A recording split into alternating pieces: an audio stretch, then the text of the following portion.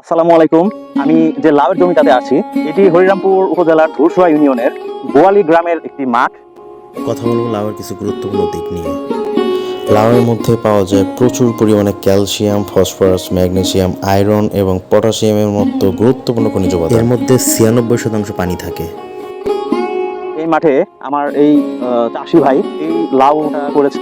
আপনারা দেখতে পাচ্ছেন যে আমার পিছন দিয়ে যে পরিমাণ লাউ হয়েছে, যা শরীরকে হাইড্রেটেড রাখতে এবং দেহে পানির পরিমাণ বজায় রাখতে সাহায্য করে।